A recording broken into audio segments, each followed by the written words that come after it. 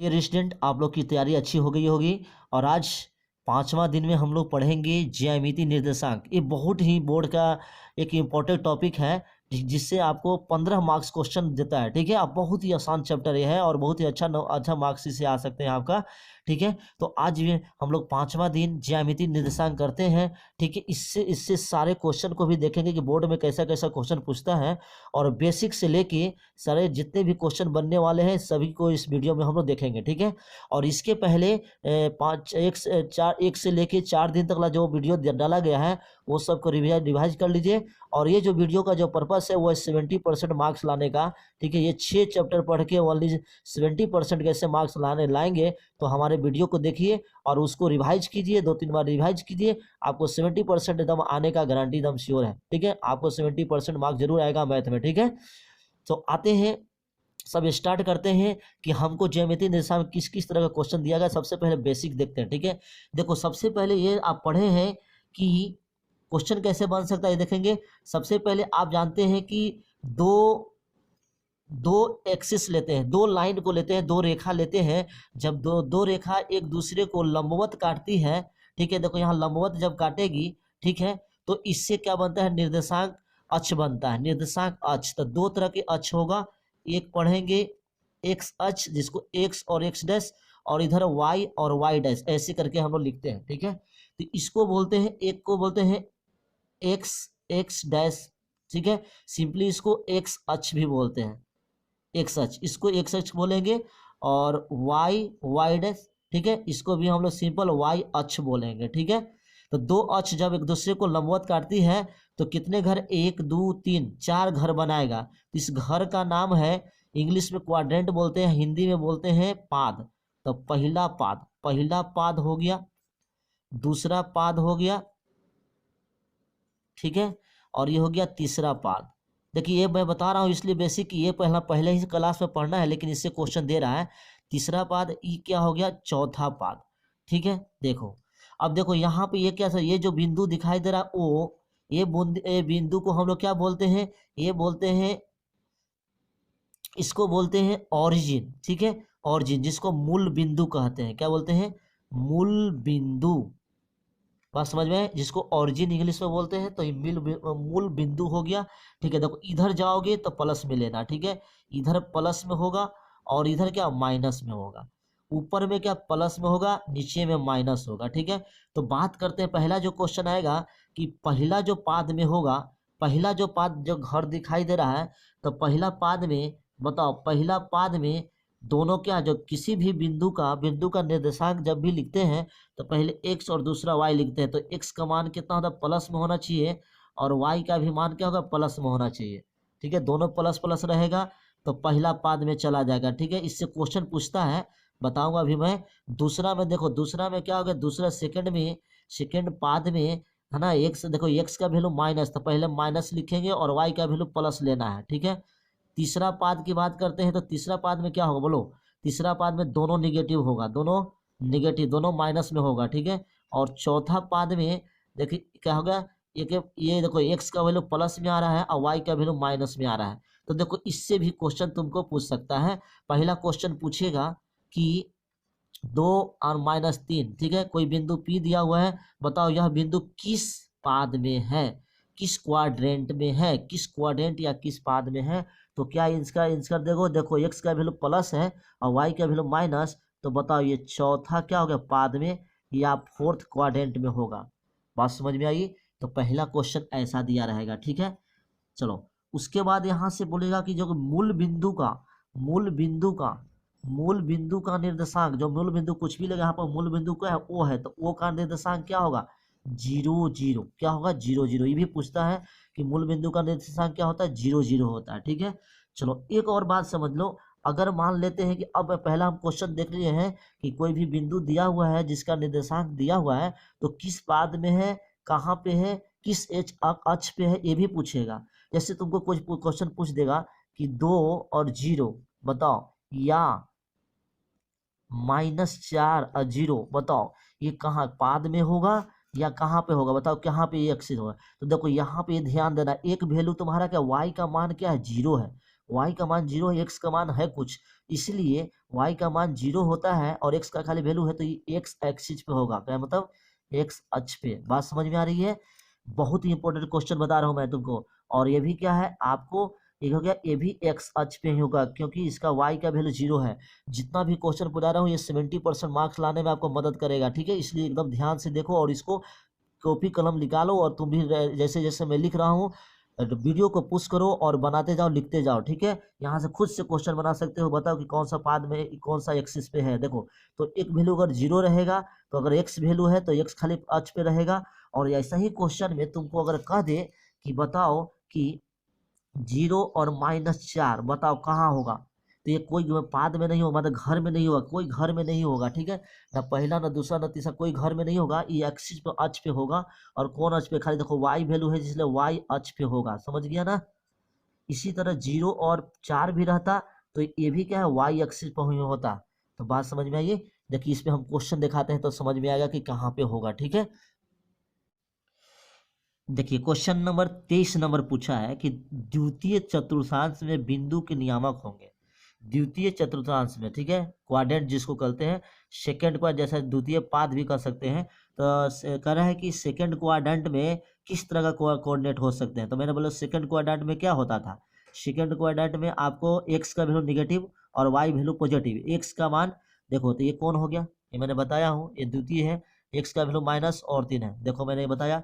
इस टाइप का क्वेश्चन पूछा है कि नहीं, एक नंबर आपको दे दिया है। मैंने अभी बताया कि किस अथी में, किस चतुर्थांश में चाहे किस पाद में होगा, तो ये क्वेश्चन है, ठीक है। उसके बाद एक और क्वेश्चन आपको दिया हुआ है। देखिए क्वेश्चन नंबर 14 है, निम्नलिखित में कौन सा नियामक एक्स अक्ष पे एक बिंदु है। एक्स अक्ष पे, तो देखो मैंने बोला एक्स अक्ष पे बता रहा है, तो एक्स अक्ष पे खाली एक्स का वैल्यू होगा और वाई का वैल्यू 0 हो जाएगा। तो कौन सा, देखिए ये नंबर आपका सही हो गया।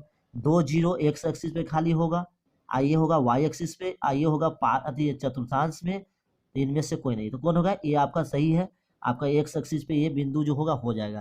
तो इस तरह क्वेश्चन आपको पूछेगा कि कौन सा कौन एक्सिस में है, कौन सा कौन चतुर्थांश में, कौन सा पाद में। तो पहला नंबर 2 क्वेश्चन हमने समझ लिया कि इससे 2 क्वेश्चन बनने वाला है, ठीक है। एक और इसमें बहुत इंपॉर्टेंट देता है, तो बहुत छोटा क्वेश्चन है। देखो एक ध्यान देना, किसी भी बिंदु का एक्स मान को, एक्स निर्देशांक को, है ना, एक्स निर्देशांक को क्या बोलते हैं, इसको बोलते हैं भुज। क्या बोलते हैं, भुज। एक्स मान को भुज बोलते हैं और वाई मान को क्या बोलते हैं, वाई मान को कोटि बोलते हैं। क्या बोलते हैं, कोटि। जिसको इंग्लिश में इसको एब्सिसा बोलते हैं और इसको बोलते हैं ऑर्डिनेट, ठीक है। तो ये है, जैसे कहेगा कि बिंदु P है 2 और 3 का, ये दिया हुआ है, तो इसका बताओ कि इसका इस बिंदु का भुज क्या होगा। इस बिंदु का बताओ, इस बिंदु का भुज क्या होगा। तो भुज मतलब एक्स मान मतलब 2 हो गया। और इसी बिंदु का कहता है कि कोटि क्या है, तो कोटि क्या होता, 3 हो जाता। मतलब एक्स मान को भुज कहते हैं और वाई मान को क्या कहते हैं, कोटि कहते हैं। इससे भी कोई एक नंबर का क्वेश्चन पूछेगा, ठीक है। चलो 3 नंबर का क्वेश्चन हमने देख लिया, तो ये कैसे होगा, ठीक है। तो ये तो कुछ बेसिक था। एक और इसमें एक और पूछता है कभी कभी, ये कि देखो जब भी हम एक्स एक्सिस का समीकरण की बात करते हैं तो एक्स एक्स का समीकरण जो होता है, एक्स अक्ष का समीकरण जब भी बनेगा, समीकरण बनेगा वो बनेगा y बराबर 0। देखो एक्स एक्सिस पे हमेशा y का मान 0 होता है, तो एक्स अक्ष का समीकरण y बराबर 0 होता है। उसी तरह y अक्ष का समीकरण क्या होगा, y अक्ष का समीकरण क्या होगा, y अक्ष का समीकरण x बराबर 0 हो जाएगा। ये भी बहुत बार क्वेश्चन पूछता है, एक्स अक्ष का समीकरण y बराबर 0 और y अक्ष का समीकरण x बराबर 0 हो जाएगा, ठीक है। ये तीसरा नंबर, ये चौथा नंबर क्वेश्चन इस टाइप का पूछ सकता है, ठीक है। 4 क्वेश्चन हमने देख लिया। अब चलते हैं, ये तो पहले का बेसिक क्वेश्चन है जो कि क्लास 8 और 9 में भी पढ़ना था। अब हमें जो करना है वो पढ़ना है कि दो बिंदुओं के बीच में डिस्टेंस फार्मूला क्या होता है, दूरी सूत्र पढ़ना है, ठीक है। एक दूरी सूत्र पढ़ना है, एक विभाजन सूत्र पढ़ना है, ठीक है। ये सब हम देख लेते हैं कि क्लास 10 में क्या क्या पढ़ना है, जिसपे क्या क्वेश्चन दे सकता है, ठीक है। अब चलते हैं दोस्तों, अब इसमें कौन कौन सा पॉइंट पढ़ना होगा। आप दूरी सूत्र पढ़ेंगे, विभाजन सूत्र पढ़ेंगे, सरेंख बिंदुएं पढ़ेंगे, त्रिभुज का क्षेत्रफल पढ़ेंगे, केंद्रक पढ़ेंगे और मध्य बिंदु। ये सभी टॉपिक जो है आपको पूछता है और ये सब टॉपिक हमको पहले पढ़ना होगा, ठीक है। चलो सबसे पहले दूरी सूत्र, मतलब दो बिंदुओं के बीच में दूरी निकालना है। जैसे कोई बिंदु P एक दिया हुआ है जिसकी निर्देशांक x1 y1 है और दूसरा जो है बिंदु Q है, क्या है, x2 और y2 निर्देशांक दिया रहेगा, ठीक है। दो निर्देशांक दिया रहेगा, दोनों निर्देशांकों के बीच में दूरी निकालना है, ठीक है, जिसको हम लोग दूरी डिस्टेंस कहते हैं। दूरी जो सिंपल PQ लिख देंगे, दूरी हो गया। तो दूरी का फॉर्मूला निकाल लेना, देखो याद रखना, रूट अंडर, है ना, क्या होगा, देखो x में से x1 में से x2 घटा दो या तो x2 में से x1 घटा दो, दोनों एक ही चीज है। तो x2 माइनस x1 कर लो का होल स्क्वायर, ध्यान देना whole square plus y2 minus y1 का होल स्क्वायर, ये होता है, ठीक है। बस ये फार्मूला को याद रखना है, ठीक है। एक ही फार्मूला हो गया। इसी में वो क्वेश्चन देता है कि मूल बिंदु से, एक ऐसा करते हैं कि मान लेते हैं कि मूल बिंदु से किसी बिंदु की दूरी निकालना है। तो मूल बिंदु से, मूल बिंदु है ना, मूल बिंदु से बिंदु P, मान लेते हैं कोई बिंदु P है जिसका निर्देशांक एक्स वाई दिया हुआ है। तो मूल बिंदु से बिंदु P की दूरी निकालना है तो लिखेंगे OP, मतलब मूल बिंदु से दूरी हो जाएगा। सिंपल क्या करोगे, देखो एक निर्देशांक मूल बिंदु का 0 0 होता है, तो खाली क्या कर देना, सिंपल x का स्क्वायर कर देना प्लस y का स्क्वायर कर देना, ये आपका आंसर हो जाएगा। देखो डायरेक्ट फार्मूला पर भी क्वेश्चन देता है, ठीक है, आप लोग बोर्ड के एग्जाम में, इसलिए ध्यान देना, ठीक है। जितना भी बात बता रहा हूँ सब इंपॉर्टेंट बता रहा हूँ, ठीक है। इस पे सब क्वेश्चन भी कराऊंगा, ठीक है। ये हो गया। दूसरा सरेंख बिंदु क्या होता है, देखो सरेंख बिंदु के दो केस के हैं। अगर कहे कि ABC, तीन बिंदु कहे कि ABC, क्वेश्चन के थ्रू भी हम लोग समझेंगे। तीन बिंदु ABC सरेंख है। सरेंख किसे कहते हैं, जो मान लेते हैं कि एक ही लाइन पे सब जो बिंदु होता है उसको सरेंख बिंदु कहते हैं। तो ABC सरेंख होगा कब, तो देखो यहाँ ध्यान देना, हम क्या करेंगे, सब के बिंदुओं के बीच में फेराफारी दूरी निकाल लेंगे। जैसे AB निकाल लिया, BC निकाल लिया और CA निकाल लिया, और कोई दो के जोड़ देंगे, अगर तीसरा के बराबर होगा, या कोई दो जोड़ के लेंगे, जैसे AB और BC जोड़ दिया तो CA के बराबर हो रहा है, या तो BC प्लस CA के जोड़ लिए तो AB के बराबर हो रहा है। तो उस केस में तीनों क्या हो जाएगा, बिंदु सरेंख हो जाएगा। क्या हो जाएगा, सरेंख हो जाएगा, नहीं तो नहीं होगा। और दूसरा कंडीशन सरेंख का ये भी होता है कि ABC से जो त्रिभुज बनेगा, ये जो ABC से जो त्रिभुज बनेगा, उस त्रिभुज का क्षेत्रफल जो होगा, क्षेत्रफल जो होगा त्रिभुज ABC का, है ना, वो 0 हो जाएगा, है ना, 0 हो जाएगा। तब ना ये क्या होगा, सब बिंदु एक ही लाइन पे हो जाएगा। तो एक भी ये भी शर्त होता है, इससे भी आप चेक कर सकते हैं कि तीन बिंदु सरेंख है कि नहीं है। बात समझ में आ रही है। चलो और के वो टॉपिक क्या बता रहे हैं, त्रिभुज का क्षेत्रफल। त्रिभुज का क्षेत्रफल पहले याद कर लेते हैं कि यह फार्मूला क्या होता है। तो त्रिभुज का जो क्षेत्रफल होता है वो फार्मूला याद रखना क्या होता है, ये भी फार्मूला पर भी दे सकता है। तो देखो त्रिभुज के क्षेत्रफल के लिए तीन बिंदु का निर्देशांक लेना पड़ता है। तो 1/2, यहाँ से x1 स्टार्ट कर ले 1 2 3, तो y2 माइनस y3 कर लेना। फिर जब x2 लिखेगा तो यहाँ पे लिखना y3 माइनस y1। फिर जब x3 लिखेगा तो क्या होगा, y1 माइनस y2। देखो ऐसे फार्मूला होता है जो कि आपको याद कर लेना है त्रिभुज का क्षेत्रफल, ठीक है। देखिए ऐसे त्रिभुज का क्षेत्रफल रहेगा ABC, इसका निर्देशांक x1 y1 और इसका x2 y2, और इसका क्या हो गया x3 y3, ऐसे रहता है। समझ में आ गया ये। और इसी से त्रिभुज के क्षेत्र के बाद एक केंद्रक निकालने के लिए कहता है, केंद्रक सेंट्रोइड। त्रिभुज में है ना एक सेंट्रोइड होता है, सब जहाँ पे एंगल विभाजक काटता है इसको सेंट्रोइड कहते हैं। तो इसका निर्देशांक निकालने का कहता है। तो केंद्रक का जो निर्देशांक हो जाएगा वो हो जाएगा, बहुत ही आसान है, तीनों को जोड़ दो, x1 plus x2 plus x3 और बटा 3 कॉमा, उसी तरह y1 plus y2 plus y3 बटा 3। ये फार्मूला को ध्यान में रखना है, ठीक है।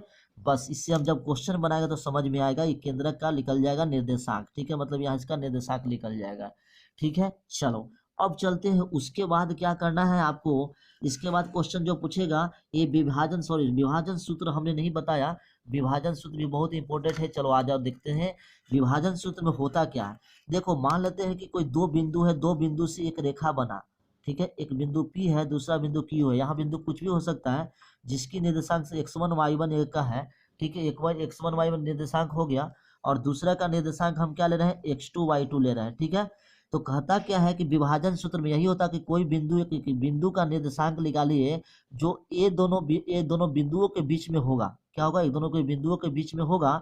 तो उस बिंदु का निर्देशांक निकालिए जो यह बिंदु P, मान लो कि यह बिंदु P जो है P है O, मतलब मान लो कि O है, तो यह जो O बिंदु है इस रेखाखंड को, इस लाइन को तीन, मान लो कि M1 और M2 के अनुपात में काट रहा है, M1 और M2 के अनुपात में काट रहा है, ठीक है। तो इस बिंदु O बिंदु का निर्देशांक निकालिए, मतलब x मान और y मान निकालिए। यही होता है विभाजन सूत्र, ठीक है, समझ में आ गया। तो विभाजन सूत्र में यही होता है। तो यहाँ आप लिखेंगे बिंदु O का निर्देशांक, तो O का जो निर्देशांक होगा, तो देखो बहुत ध्यान देना, ठीक है।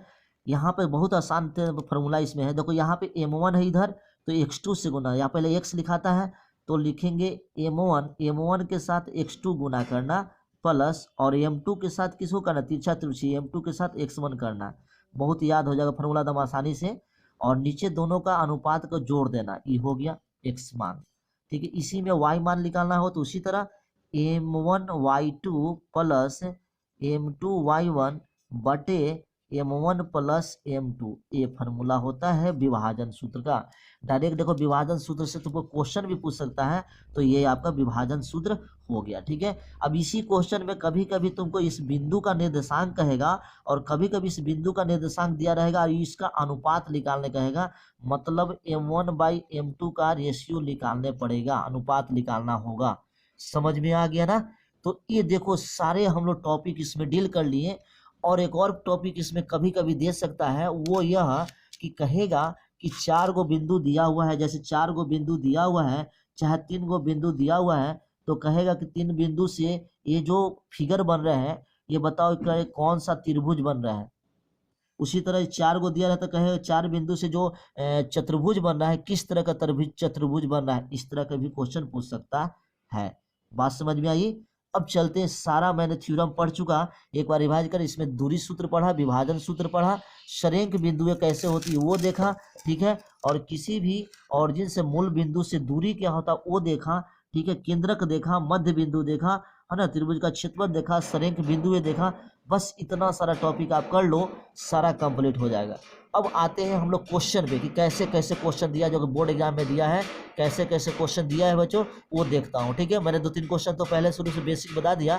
अब दूरी सूत्र वाला फॉर्मूला पर देखते हैं और आगे जितना भी टॉपिक ये सब पढ़े इस पर एक क्वेश्चन बना लेते हैं, समझ में आ जाएगा। देखो तुम्हारा 19 नंबर क्वेश्चन जो पूछा है, बिंदु 4-3 के मूल बिंदु से दूरी क्या है। अभी मैंने बताया कि मूल बिंदु से फॉर्मूला क्या होता है, बताओ। तो मूल बिंदु से जो दूरी होता है, देखो यहाँ दूरी बराबर क्या है, √x² प्लस y²। बोला था ना कि खाली जो x दिया हुआ है, ये y दिया हुआ है, बस जो बिंदु दिया हुआ है, बिंदु का निर्देशांक है, बस उसको स्क्वायर करके जोड़ दो, ठीक है। तो बताओ मूल बिंदु से दूरी कैसे निकल जाएगा, √x² प्लस y²। x की जगह पर 4 लेना और y की जगह पर -3 लेना, इसको स्क्वायर करते जाना, रूट निकला है 25 आ गया, 25 का स्क्वायर रूट किया तो वर्गमूल 5 होता, तो यही तो 5 हो गया। तो देखो 5 हो गया, ठीक है। पहला क्वेश्चन ये समझ में आ गया दूरी सूत्र से। ये मूल बिंदु से दूरी देख लिया। अब 2 बिंदुओं के बीच में दूरी देख लेते हैं। देखिए ये क्वेश्चन पूछा गया कि बिंदु P 2-3 तथा Q 4-2 के बीच दूरी निकाले, इसके बीच में दूरी निकाले, ठीक है। तो देखो हमको PQ निकालना है, तो यहाँ से हल जब करोगे तो हल लिखोगे और लिखोगे PQ दूरी रहता है, दूरी कहता है √। देखो x1 - x2 का स्क्वायर, चाहे तो x2 - x1, तो कोई एक, देखो यहाँ पर x1 है, ये x2 है, ठीक है। तो x2 क्या करोगे, 4 में से कितना घटाओगे, 4 में से 2 घटाओगे, ठीक है। x2 - x1 हो गया, x2 - x1 का स्क्वायर हो गया प्लस। अब ध्यान दो, देखो यहाँ पे क्या y2 की जगह पर -2 है, और यहाँ पर देखो ये माइनस ऑलरेडी पहले से है, देखिए माइनस पहले से है, इसलिए यहाँ फार्मूला पर पहले से माइनस हो रहा है और ये और माइनस दिया हुआ है, तो दोनों को हम ऐसे पहले लिख लो, ठीक है, पहले लिख लो। चलो मैंने लिख दिया, ठीक है, y2 - y1 का होल स्क्वायर लिख दिया, ठीक है। अब चलिए इस तरह करेंगे, बढ़ाएंगे तो 4 में से 2 गया तो 2 का स्क्वायर करो प्लस, देखो यहाँ पर -2 है, ये माइनस प्लस, तो -2 + 3 का स्क्वायर हो गया, ठीक है। तो यहाँ से आपको कितना आंसर हो गया, तो 2 का स्क्वायर प्लस -2 में से कितना गया, 3 घट गया, अरे 3 में से 2 घट गया तो 1 बचा, तो 1 का स्क्वायर कर देना है, 1 का स्क्वायर हो गया। तो बताओ नॉर्मली कितना हो गया, 2 दूनी 4, तो 4 + 1, तो आंसर कितना आ गया, √5। यही आपका आंसर हो गया, इसे यही आपका मात्रक हो गया, ठीक है, ये दूरी आपका दो बिंदु के बीच में दूरी निकल गया, समझ गया ना।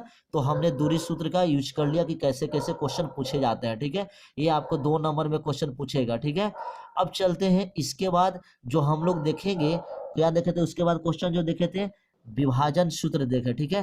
तो विभाजन सूत्र पढ़ने से पहले हम लोग कुछ और स्पेशल टाइप का जो हम लोग दूरी से ही रिलेटेड क्वेश्चन है उस क्वेश्चन को भी डील कर लेते हैं, ठीक है। क्वेश्चन नंबर 14 जो दूरी सूत्र का फॉर्मूला, दूरी सूत्र का यूज करके बनाना है। यदि बिंदु Q दिया हुआ है 0 1, बिंदु P 5-3 और R से सम दूरस्थ है तो x का मान ज्ञात करें, ठीक है। मतलब ये जो बिंदु Q है, जो Q जो है P से और R से सेम दूरी पे है, तो पी क्यू बराबर क्या हो गया, क्यू आर हो गया, ठीक है। यही क्वेश्चन में आपको दिया हुआ है जिससे आपको एक्स का मान निकालना है, ठीक है। तो आपको देखो यहाँ सबसे पहले 14 नंबर जो क्वेश्चन हो रहा है, क्यू कितना दिया हुआ, क्यू आपको दिया हुआ है 0 1, ठीक है। पी दिया हुआ है 5-3 तथा आर कितना दिया हुआ है, आर दिया हुआ है x6, ये दिया हुआ है। अब यहाँ क्वेश्चन में ये कह रहा है कि जो क्यू बिंदु है ना पी से और आर से सेम दूरी पे है, तो प्रश्नानुसार क्या लिखोगे तो बताओ। प्रश्नानुसार लिख देना, प्रश्नानुसार पी क्यू बराबर है ना क्यू आर, ये होगा कि नहीं होगा, ठीक है। जब पी क्यू बराबर क्यू आर है तो हम यहाँ से पी क्यू मतलब दूरी लगा देंगे अब सूत्र, तो दूरी सूत्र पी क्यू इजकल टू क्या होगा, तो देखो पी और क्यू दोनों के बीच में दूरी लगाना था, 5 में से 0 गया तो 5 - 0 का स्क्वायर करोगे प्लस है -3 - 1 का स्क्वायर करोगे बराबर, इसी तरह इधर इधर लगा लोगे तो आर है ना। देखो तो रूट अंडर एक्स माइनस कितना हो जाएगा 0, x - 0 का स्क्वायर प्लस 6 है, ठीक है, -1 का स्क्वायर होगा कि नहीं होगा, ठीक है। अब दोनों तरफ रूट है तो रूट हटा भी दोगे, तो रूट आसानी से हटा दो, देखिए 5 - 0 तो 5 का स्क्वायर हो जाएगा प्लस इधर -4 का स्क्वायर हो जाएगा बराबर, ये हो जाएगा सिंपल एक्स, तो एक्स का स्क्वायर हो जाएगा प्लस 6 में से गया तो 5 का स्क्वायर हो गया, ठीक है। तो देखिए 5 का स्क्वायर कितना होता है 25 है प्लस 16 बराबर एक्स स्क्वायर प्लस 25, 25 से 25 कट गया तो यहाँ से आपको 16 बराबर एक्स स्क्वायर आया। तो बताओ एक्स का वैल्यू क्या आया, +-4, कितना आया, एक्स का वैल्यू +-4, यही आपका उत्तर हो गया, ठीक है। मतलब एक्स का वैल्यू प्लस या -4 लोगे, ठीक है, तो क्यू जो होगा पी और आर से सेम दूरी पे होगा, ठीक है। इस तरह देखिए दूरी सूत्र का यूज करके हम लोग बनाया, ठीक है। एक और क्वेश्चन तुमको बताता हूँ जो पूछा है बोर्ड में कि दूरी सूत्र के फॉर्मूला से पता करना है, कहे कि ये चारों जो बिंदुआ हैं चेक करिए कि किस टाइप के चतुर्भुज हैं, किस टाइप के चतुर्भुज हैं। चाहे इसी से क्वेश्चन दिया रहता तुमको कि 3 गो बिंदु रहता पी और क्यू आर, इससे बने त्रिभुज किस तरह का है तो निकालना है। तो आपको क्या करना होगा, तीनों भुजा निकाल, जैसे पी क्यू आर है ना, पी क्यू आर, आप क्या करना पी क्यू पी और से क्यू दूरी निकाल लेना, उसी तरह फिर क्या निकालोगे क्यू आर निकाल देना, ठीक है, उसी तरह से पी आर निकाल देना, ठीक है, तीनों निकाल देना। तो बताओ अगर जब तीनों पी क्यू बराबर क्यू आर बराबर और पी क्यू क्यू आर बराबर पी आर रहेगा तो क्या बोलते हैं बताओ, जिसमें ऐसा त्रिभुज जिसमें तीनों भुजा बराबर है तो उसको क्या बोलते हैं, उसको बोलते हैं समबाहु, है ना। ऐसे भी क्वेश्चन तुमको दे सकता है, चाहे 2 गो भुजा बराबर रहेगा तो उसको क्या बोलते हैं समद्विबाहु कहते हैं, लेकिन सब में दूरी फार्मूला का ही, दूरी सूत्र का ही यूज करके बनाते हैं। उसी तरह 4 गो रहता कि ए बी सी डी सब का निर्देशांक दिया रहता तो आप ए बी निकाल लेते, बी सी निकाल लेते, है ना, और क्या सी डी निकाल लेते और ए डी निकाल, चारों पहले दूरी निकाल लेते, ठीक है। चारों दूरी निकालने के बाद एक और 2 गो आपको डायगोनल विकर्ण भी निकालना पड़ेगा, ए सी भी निकालना पड़ेगा और बी डी भी निकालना पड़ेगा, ठीक है। इस तरह जब निकाल लोगे, चारों अगर भुजा बराबर रहेगा ए बी बराबर बी सी, मैंने चारों भुजा बराबर आ गया और डायगोनल है ना विकर्ण भी आपस में बराबर हो गया, तो उस तरह क्या कहेंगे, उस तरह के हम वर्ग कहेंगे, है कि नहीं। और जिसकी चारों भुजा बराबर है लेकिन दोनों विकर्ण बराबर नहीं होगा उसको क्या बोलेंगे, उसको समचतुर्भुज बोलेंगे। तो इस तरह थोड़ा सा तो ध्यान देना, ठीक है। तो ये दूरी फार्मूला से, दूरी सूत्र से कैसे कैसे क्वेश्चन आएगा हमने क्लियर कर लिया, ठीक है। चलो अब जो नेक्स्ट टॉपिक जो मैंने बताया हूँ कि विभाजन सूत्र का कि फार्मूला के यूज करके कैसे क्वेश्चन पूछे जाएंगे, ठीक है। क्वेश्चन है कि बिंदु P के निर्देशांक निकाले जो बिंदु A -1 7 और बिंदु बी, बिंदु बी को मिलाने वाले रेखाखंड को 2:3 के अनुपात में अंत विभाजित करता है। ठीक है, मतलब बिंदु पी का निर्देशांक निकाले जो रेखाखंड ए बी को 2 और 3 के अनुपात में विभाजित करता है।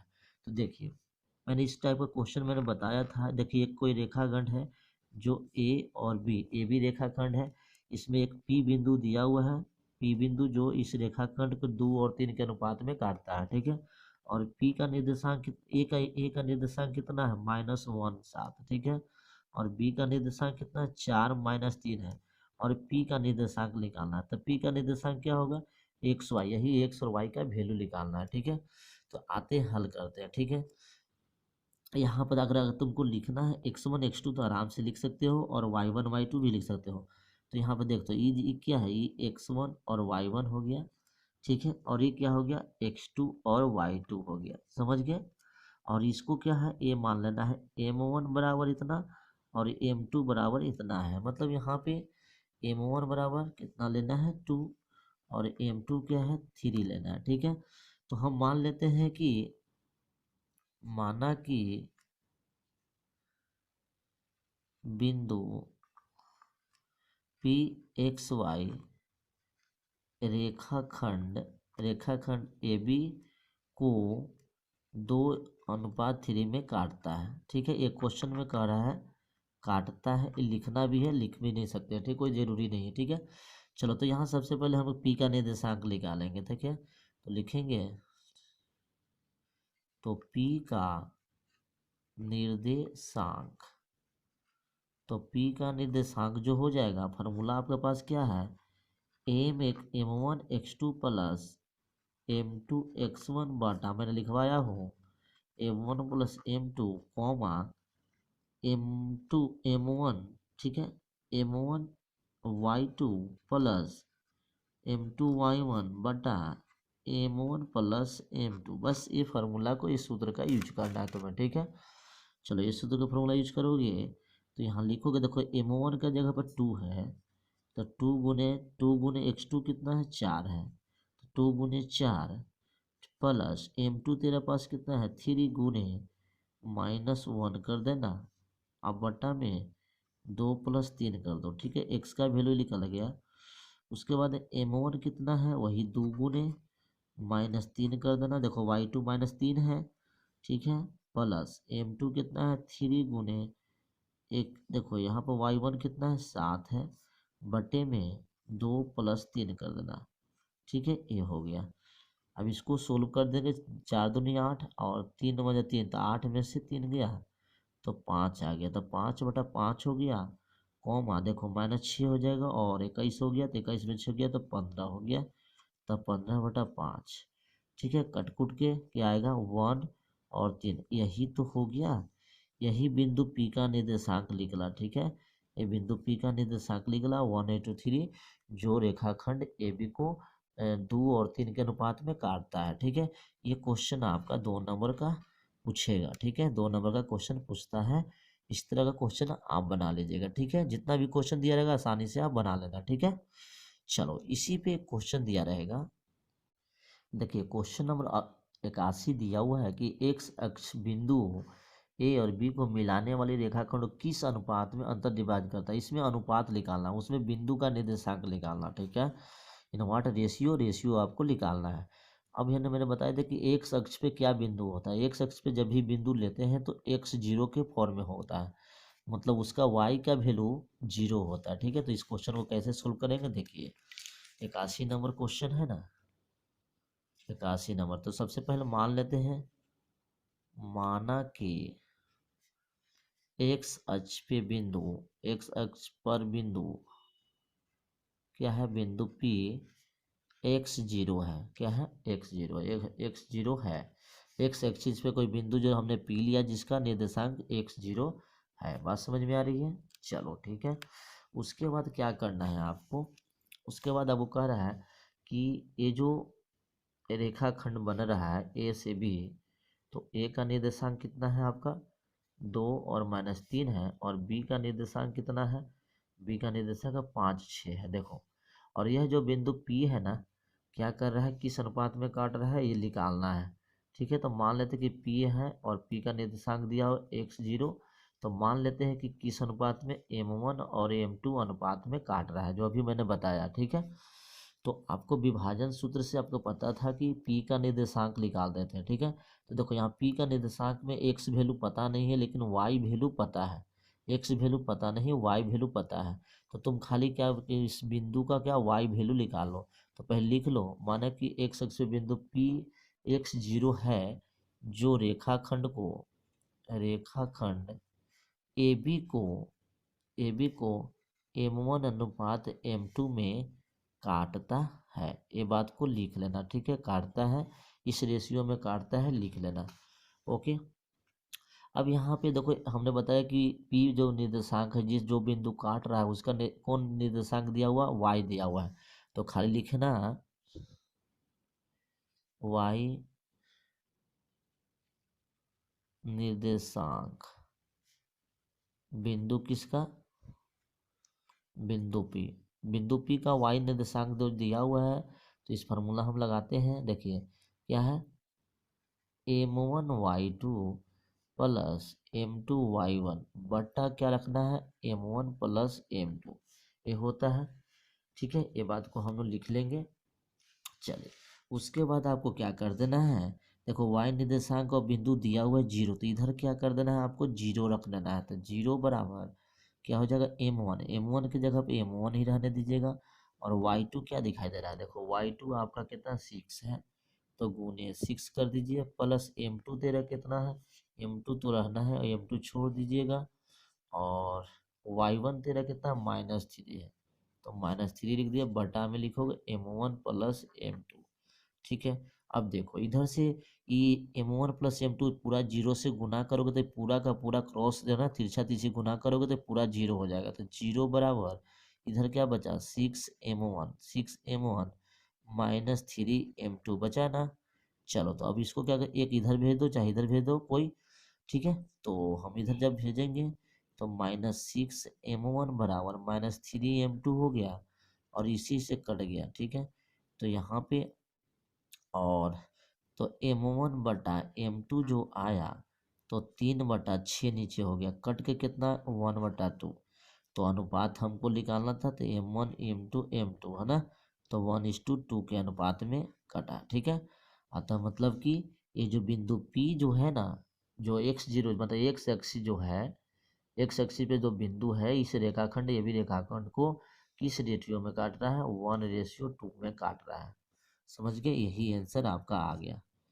तो इस तरह का क्वेश्चन मैंने देख लिया। कभी कभी बिंदु का निर्देशांक निकालने कहेगा विभाजन सूत्र से, और कभी कभी आपको क्या देने कहेगा, आपको रेशियो निकालने, अनुपात निकालने के लिए कहेगा। ठीक है। अनुपात निकालने में जो वैल्यू दिया रहेगा, खाली एक्स एक ही कोई एगो निकाल लेना, एक्स वैल्यू से चाहे तो वाई वैल्यू से, आपका रेशियो अनुपात निकल जाएगा। समझ गए। चलिए, अब नेक्स्ट टॉपिक जो पढ़ाए थे, मध्य बिंदु का निर्देशांक वाला। देखिए 21 नंबर क्वेश्चन क्या कर रहा है। ठीक है, 21 नंबर क्वेश्चन कर रहा है कि बिंदु 3 0 और इतना -5 4 को मिलाने वाला रेखाखंड के मध्य बिंदु का निर्देशांक निकालिए। देखिए, मध्य बिंदु का निर्देशांक का बहुत आसान तरीका है, आपको मैंने बताया हूँ इसमें कि मध्य बिंदु का निर्देशांक का जो फॉर्मूला होता है वो क्या होता है आपका, वो होता है x1 प्लस x2 बटा 2 कॉमा y1 प्लस y2/2, यह होता है मध्य बिंदु का निर्देशांक। ठीक है, बस इस पे हमको रख लेना है। देखिए यहाँ पर लिखा हुआ x1 प्लस x2/2, तो x1 की जगह पर कौन है, 3 है। देखिए x1 की जगह पे हमने क्या रखा है, x1 की जगह 3, और y1 x2 की जगह पर -5 2 बटा कॉमा, ठीक कॉमा, फिर देखो y1 की जगह पे 0 और y2 की जगह पे 4/2, तो कट कुट के -1/2 आया। ठीक है, ये ऑब्जेक्टिव क्वेश्चन भी दे सकता है, सब्जेक्टिव में भी दे सकता है, 2 नंबर में भी दे सकता है। तो मध्य बिंदु का निर्देशांक निकालना बहुत ही आसान है, दोनों x को जोड़ दो और 2 से भाग दो, और दोनों y को जोड़ के 2 से भाग दो, यही एक्स वाई जो मध्य बिंदु का निर्देशांक आ जाएगा। ठीक है, ऐसा क्वेश्चन आपको दिया रहेगा। और कभी कभी आपको ऐसे भी क्वेश्चन दे सकता है। देखिए 79 नंबर 79 नंबर क्वेश्चन है, यदि बिंदु ए और बी इस तरह का निर्देशांक दिया हो, मिलाने वाले रेखाखंड का मध्य बिंदु P a/2 और 4 है, तो a का मान लिखें। देखिए इसका मध्य बिंदु ऑलरेडी दिया हुआ है।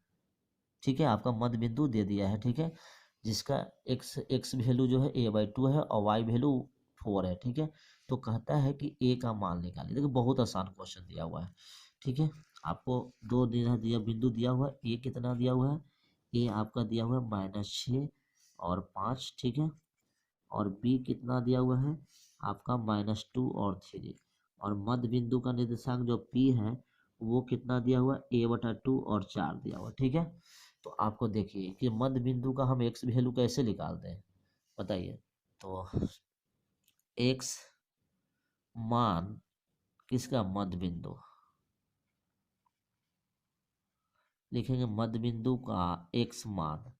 मध्य बिंदु का एक्स मान जब लिखेंगे तो क्या फार्मूला हो जाएगा, ठीक है। तो हो जाएगा x1 प्लस x2/2, ये फार्मूला होता है। बस इस फार्मूला का यूज करना है तुम्हें। तो क्या लिखो है, मध्य बिंदु का एक्स मान ऑलरेडी दिया हो a/2। तो देखो मध्य बिंदु का एक्स वैल्यू क्या मान है, क्योंकि ए निकालना है। तो a/2 बराबर हम क्या लिखेंगे, x1 की जगह देखो, x1 की जगह पे तुम्हारा -6 हो गया, ठीक है। और x2 जब -2 है बटा 2 कर देना है। चलो इसको जब सोल्व करोगे तो क्या मिलेगा, इधर से a/2 बराबर इधर से -8/2, इसी से काटोगे तो -4 हो जाएगा, ठीक है। तो a बराबर क्या, दूर उधर जाकर गुना हो जाएगा तो -8 हो जाएगा, ठीक है। तो यही आंसर हो गया। तो a का मान कितना होगा, -8। तो ये भी आपका क्वेश्चन 2 नंबर के दे सकता है, चाहे 1 नंबर में भी देता है, ठीक है। अभी फिलहाल आपको क्वेश्चन क्या दिया हुआ है, 1 नंबर में दिया हुआ है। देखो कौन सा आंसर सही होगा, ए नंबर -8। समझ गया। तो ये मध्य बिंदु से हम लोग सारा क्वेश्चन कंप्लीट कर लिए। उसके बाद अब था नेक्स्ट आपका त्रिभुज का क्षेत्रफल, ठीक है। देखिए क्वेश्चन दिया हुआ कि शीर्ष तीन गो शीर्ष दिया हुआ, इससे बने त्रिभुज का क्षेत्रफल ज्ञात कीजिए, ठीक है। कैसे हल करेंगे, तो देखिए हम हल करेंगे। तो दिया हुआ है एक ये मान लीजिए, मान ली कि ए जो है, ए शीर्ष ए दिया हुआ है 2 3 है, ठीक है। बी शीर्ष कितना दिया हुआ है, -1 0, तथा सी है, सी शीर्ष कितना 2 -4 है, ठीक है। देखिए इस तरह का एक त्रिभुज बनेगा ABC। इस त्रिभुज का क्षेत्रफल निकालना है। 1/2 गुने बेस गुने हाफ से नहीं है, डिराइव तो उसी से फॉर्मूला ही हुआ है।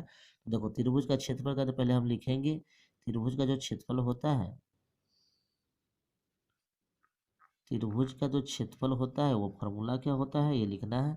फार्मूला होता है 1/2, बताया हूँ x1 है ना, y2 minus y3 plus x2, ठीक है, y3 minus y1 plus x3 y1 minus y2। देखिए ये फार्मूला होता है। अब इस फार्मूला पे हम लोग रख देंगे x1, देखो यहाँ पे समझना है x1 और ये y1 है, ये x2 और y2 मान लेना, और इसको x3 y3 मान लेना, ठीक है। समझ रहे हो। चलो अब इस पे आप तुमको रख देना वैल्यू। तो रखोगे तो 1/2, ठीक है। देखो x1 की जगह पे कौन है, x1 की जगह पे 2 है, ठीक है।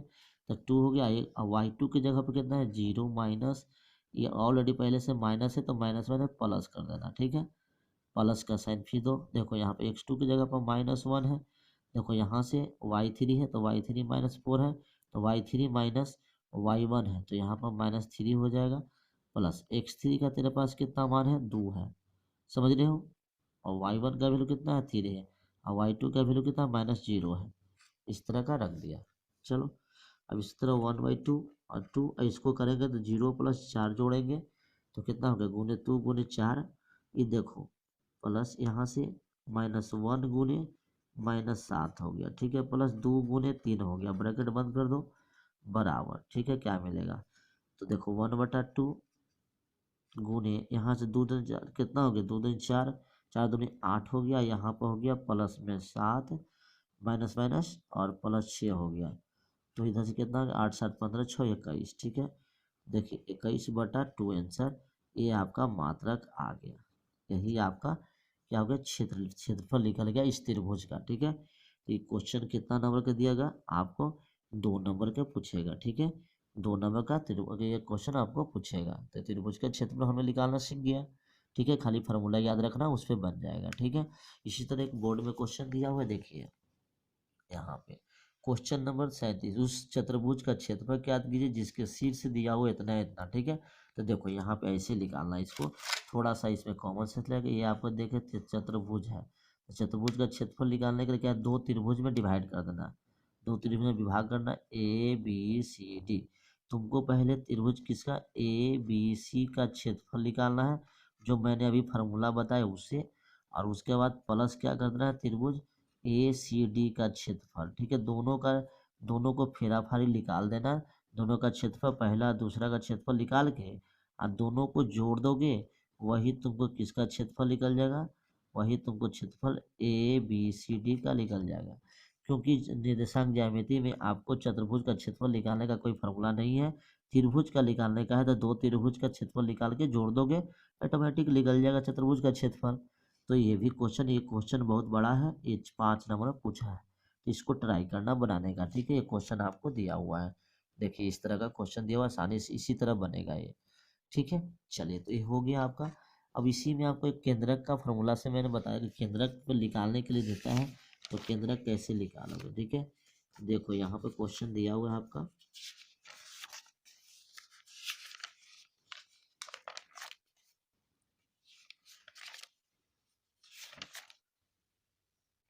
देखिए क्वेश्चन नंबर 80 दिया हुआ, यदि ए बी और सी ये तीनों बिंदु दिया हुआ है, त्रिभुज एबीसी के शीर्ष है, तीनों बिंदु त्रिभुज के तीनों बिंदुओं जो का निर्देशांक दिया हो, तो उसका केंद्रक क्या होगा, माने केंद्रक का निर्देशांक निकालना है, ठीक है। इससे और एक और क्वेश्चन पूछा हुआ है, 1 नंबर का पूछता है, 2 नंबर भी पूछता है, ठीक है। तो कैसे लिखो, तो मैंने बताया हूँ कि केंद्रक का जो फॉर्मूला बताया, क्या बताया था, केंद्रक का तुमको फॉर्मूला बताया था कि x1 plus x2 plus x3 बटा 3 और y1 plus y2 plus y3 बटा 3, ये फार्मूला बताया था ना। तो चलो इसी पर हमको निकालेंगे। सबसे पहले देख लो कि क्या क्या दिया हुआ, ठीक है। तो ये तुम्हारा कितना दिया हुआ है, ये दिया हुआ है तुम्हारा, ए का निर्देशांक है -1, शीर्ष ए का निर्देशांक कितना है, -4 -1 4, बी का निर्देशांक दिया है 5 2, ठीक है। सी तथा सी का कितना दिया हुआ, सी का दिया हुआ है -14 -15, ठीक है। ये हो गया, ठीक है। तो यहाँ समझ लेना है, x1 और ये y1, x2 y2 x3 y3, ठीक है। ये समझ में आ गया। बस हमको निर्देशांक निकालना है, तो लिखेंगे केंद्रक का निर्देशांक। तो केंद्रक का निर्देशांक क्या होगा, तीनों को देखो फार्मूला मैंने बताया, ये फार्मूला है x1, तीनों फार्मूला से रखोगे तो x1 प्लस, तो x1 की जगह पर -1 प्लस x2 कितना है 5 प्लस -4 सब लिख दिया बटा 2, कॉमा उसी तरह कितना लिखेंगे y1 plus y2 plus y3, ठीक है, बटा 3 लिख दिया। चलो ये आपका निर्देशांक निकल रहा है केंद्रक का। तो इसको करोगे तो देखो -4 और -1, तो -5, तो 5 में से 5 घट गया तो 0, तो 0 बटा 2 कॉमा, देखो 4 दूनी 8 है, ये माइनस में है, तो -15 में से 8 घट गया तो क्या था -7 हो गया, -7 बटा 3। तो फाइनल तो बता सकते हैं 0 और -7 बटा 3, यही तो है निर्देशांक केंद्रक का। कितना आसान क्वेश्चन है, ठीक है। बस इस पे क्वेश्चन रहेगा, आप बना लेगा। कभी कभी क्या तुमको दिया रहा है, निर्देशांक का दे रहा है, केंद्रक का निर्देशांक दिया रहेगा, ठीक है। इसमें से आपको कोई, अगर जैसे ये क्वेश्चन आपको केंद्रक का निर्देशांक दिया रहता और कहता है कि यहाँ से x का मान निकालो, तो इसी फार्मूला पर लिखता, यहाँ पर x दिया रहता है, x लिखता है और यहाँ पे रख के निकाल लेते हैं हम लोग, ठीक है। जैसे क्वेश्चन दिखाते हैं आपको, देखिए क्वेश्चन इस तरह का दिया रहा है, किसी त्रिभुज के शीर्षों का नियामक -3 0 x -2 और इतना दिया हो तथा केंद्रक का भी निर्देशांक दिया हो, तो x का मान निकालें, मतलब यहाँ पर x का मान निकालना है, ठीक है। समझ रहे हो ना, मैंने अभी बोला कि किस तरह क्वेश्चन देता है, कभी कभी केंद्रक का निर्देशांक दे दिया है तो आपका x का वैल्यू निकालना है, ठीक है। तो देखो यहाँ पे ऑलरेडी आपको x का वैल्यू निकालना है, ठीक है, x का वैल्यू निकालना है। तो यहाँ पे हम लेके केंद्रक के x मान लेके चलेंगे, तो हल कीजिए, ठीक है। तो लिखेंगे x केंद्रक का, लिखेंगे डायरेक्ट मैं बनाता हूँ, केंद्रक केंद्रक का x मान, तो केंद्रक का x मान जो होगा वो कितना हो जाएगा बताओ, ये फॉर्मूला बताओ, x1 plus x2 plus x3 बटा 3 ये होता है। चलो ठीक है, तो इस पे हम लोग देखो केंद्रक का x मान, केंद्रक का x मान कितना दिया हुआ, -2 बराबर ऑलरेडी दे दिया है। तो यहाँ से क्या लिखो, -2 बराबर यहाँ पे x मान, देखो x मान की जगह पर कितना है -3 प्लस, ठीक x2 की जगह पर क्या है x हो गया, प्लस x3 लिख देना, x3 की जगह पर -8 है, तो -8 दे दिए बटा 3, देखो ऐसे रख दिया, समझ रहे हो। यहाँ से आप लिख सकते हो कि, तो यहाँ पर -2 बराबर, थोड़ा दिखाई नहीं दे रहा है वहाँ पे, देखिए -2 बराबर x1 की जगह पर -3 प्लस x2 की जगह पर x है और x3 की जगह पर -8 है बटा 3 लिख दिया, ठीक है। इसको आप सोल्व करेंगे देखो यहाँ से क्रॉस कर दोगे तो -6 बराबर, और -8 और -3 -11 प्लस x हो गया। तो यहाँ से जब सोल्व करें x निकालना है तो इधर आएगा तो -6 है और +11 बराबर x हो गया। तो बताओ यहाँ से x का वैल्यू 11 में से 6 गया तो 5 है कि नहीं। देखो तो ये भी क्वेश्चन दिया, मतलब x का वैल्यू यहाँ पर कितना होगा 5 हो जाएगा, जिससे निर्देशांक -2 और 1 हो जाएगा। तो ऐसे भी क्वेश्चन दिया रहेगा, ठीक है। तो मैंने इस तरह हर एक क्वेश्चन को इसमें डील करवाया हूँ, एक भी क्वेश्चन छूटने वाला नहीं है, और सारे के सारे क्वेश्चन आपको इंपॉर्टेंट हैं। हर एक तरह का क्वेश्चन मैंने करवाया हूँ, तो आपको जरूर 70% नंबर है गारंटी, इसीलिए मैं करता हूँ गारंटी कर रहा हूँ कि आपका 70+ जरूर नंबर आएंगे, ठीक है। चलो एक लास्ट क्वेश्चन जो होता है, बिंदुएं जो सरेंख है कैसे चेक करेगा, वो क्वेश्चन हमको बनाना है, ठीक है। देखिए क्वेश्चन नंबर 26 दिया है 2 नंबर का, ठीक है। कह रहा है कि दूरी सूत्र का प्रयोग कर दर्शाइए बिंदु इतना इतना सरेंखी है। और इसी में एक क्वेश्चन कह रहा है, एक क्वेश्चन कह रहा है कि y के किस मान के लिए बिंदु इतना इतना सरेंखी है। ये दोनों क्वेश्चन बहुत इंपॉर्टेंट है, 2 नंबर 2 3 4 नंबर क्वेश्चन पूछा है। और अभी तक आपने देख लिया है कि करीब करीब 15 नंबर से भी ज़्यादा क्वेश्चन जो कि बिहार बोर्ड के एग्जाम में दे चुका है, ठीक है। ये आपका एक ऐसा टॉपिक है, एक ऐसा चैप्टर है जिसमें बहुत ही ज़्यादा आपका नंबर आने वाला है, ठीक है। तो इसको आपको हर हालत में आपको ध्यान दे देना है, ठीक है। समझ गए। तो ये कैसे करेंगे क्वेश्चन को,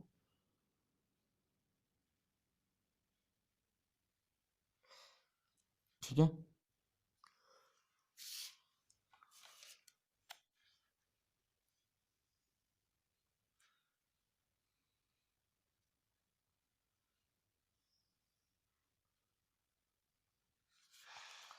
तो आइए देखिए, दूरी से दूरी फार्मूला से भी हमको इसको हल कर लेते हैं, दोनों तरफ से हल कर लेते हैं, ठीक है। तो कैसे होगा, ठीक है।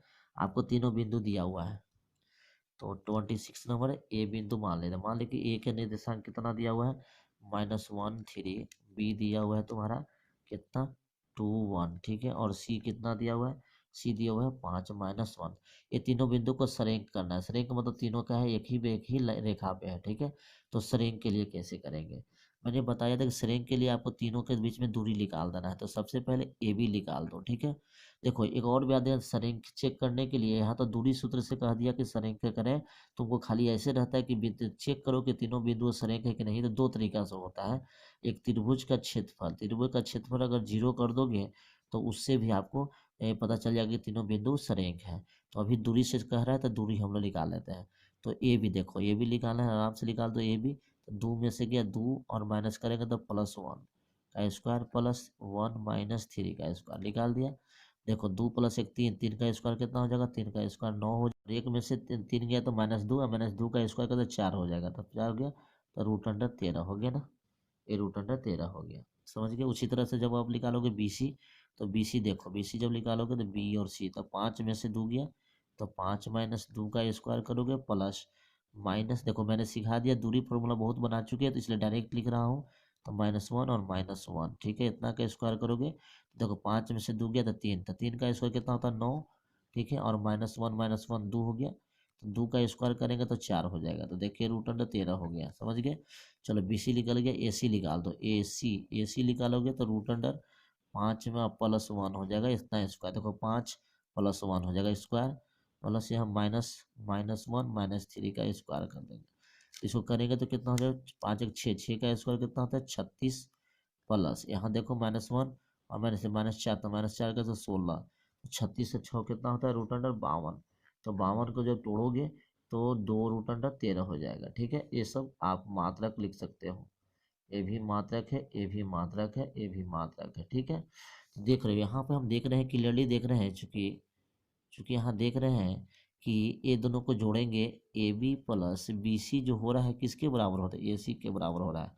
तो मैंने उस समय ही बताया था कि दो दूरी को जोड़ने पे अगर तीसरे के बराबर हो जाएगा तो बिंदुए सरेख हो जाएगा। कोई दो दूरी को जोड़ दो, तो अतः यहाँ लिख सकते हैं, अतः बिंदुए बिंदुए क्या हो जाएगा, बिंदुए ए बी सी क्या है, चाहे गिवन बिंदु, गिवन ये सब जो दिया हुआ है बिंदु है क्या है, बिंदुए ए बी सी सरेख है, सरेख है। समझ में आ गया।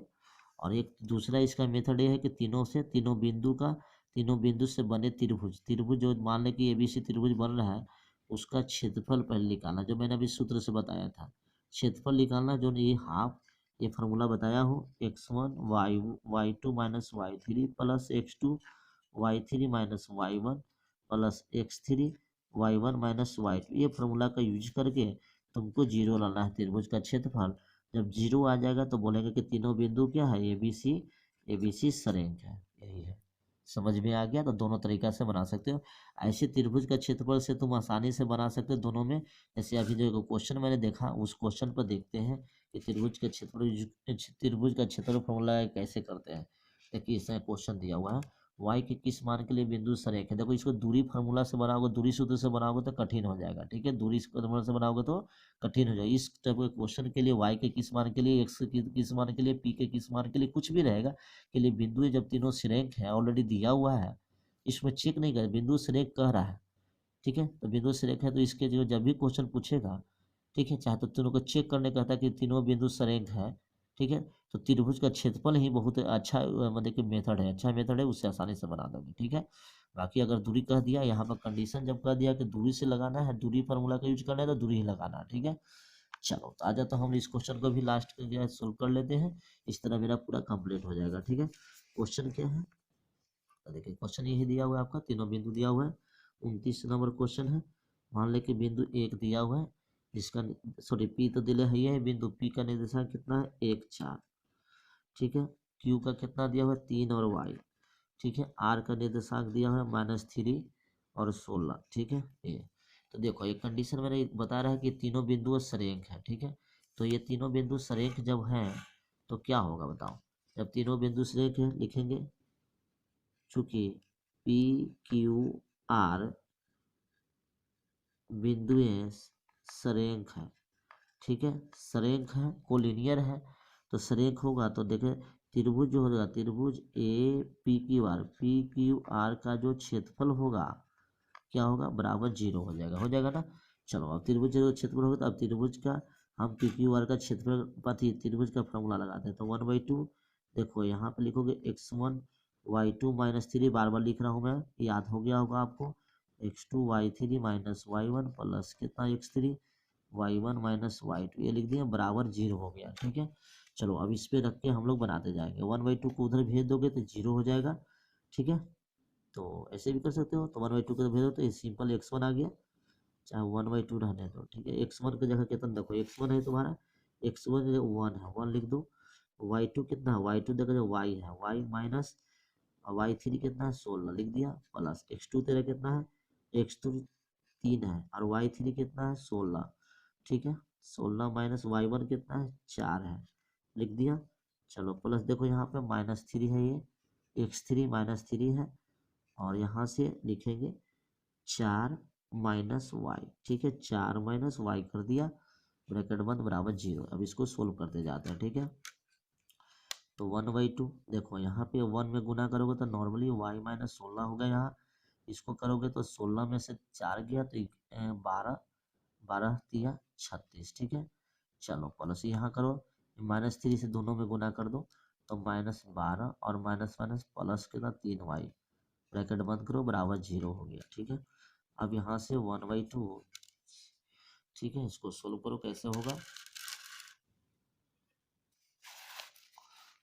तो देखो 1/2 हो गया, इसको y कितना हो गया, y है 4y हो गया, 4y और 3y 4y, और इसको देखो यहाँ ये माइनस हो गया 16 और 32, ठीक है, 38 आई 36, तो माइनस और सॉरी 22 हो गया, 6 सॉरी 28 हो गया, 16 28 और 28 आई 16, 36 में से 28 गया तो 8 बचा, प्लस 8 लिख दो, ठीक है, बराबर 0। अब यहाँ से तुम 2 से इसको ले जाकर 0 कर दोगे तो 4y प्लस 8 बराबर 0 गुने 2/1, तो यहाँ 0 आ गया, ठीक है। अब इसको सोल्व करेगा तो 4y इजकल टू -8, तो y का वैल्यू -8/4 कट के कितना गया -2, तो यही तुम्हारा y का वैल्यू कितना -2 हो गया, ठीक है। तो y का वैल्यू जब -2 के 2 जब पुट कर देंगे तो ये तीनों बिंदुओं का सरेख हो जाएगा। तो देखिए इस तरह क्वेश्चन हमने सरेख का चेक करने, सरेख करने का 2 मेथड होता है। एक तीनों के बीच में दूरी निकाल के 2 के बराबर कर दो, 2 को एक तीसरा के बराबर, ये हो जाएगा। एक त्रिभुज का क्षेत्रफल 0 कर दो उसे, और पी के किस मान के लिए, एक्स के किस मान के लिए बिंदु सरेख है, तो आप ये त्रिभुज का क्षेत्रफल बराबर 0 करके जैसे मैंने बताया इस तरह बना लेना। तो देखिए इस तरह के हमने देख लिया कि 15 से 16 बोर्ड एग्जाम में 15 से 12, 15 से भी ज़्यादा मार्क्स का क्वेश्चन पूछा जा रहा है। तो आई होप ये पूरा चैप्टर आप अच्छी तरह समझ गए हो, ठीक है। और कितने भी कोई भी आगे वाला भी बोर्ड एग्जाम जब भी आपको देना है, चाहे इस चैप्टर को अच्छी तरह से पढ़ना है, तो आप एक बार इस वीडियो को एक बार, 2 बार, 3 बार वीडियो इसको देखिए और आपको अच्छी तरह से कंप्लीट होगा। तो इस तरह के आज हमने 5वां दिन 5वां घंटा कंप्लीट कर देगा। और लास्ट में कल हम एक दिन पढ़ेंगे त्रिकोणमिति का, जो आपका 6ठा दिन होगा और 70+ का वीडियो खत्म हो जाएगा, ठीक है। और एक लास्ट में आपको मिक्सचर का क्वेश्चन बताऊंगा छोटा छोटा, उसको बना लेना। तो आई होप ये सारे क्वेश्चन आपको वीडियो अच्छी तरह समझ में आ गया होगा। तो और चैनल पे हमारे नए आए हैं तो हमारे चैनल को लाइक और सब्सक्राइब कीजिए। और all the best for board exam. Thank you.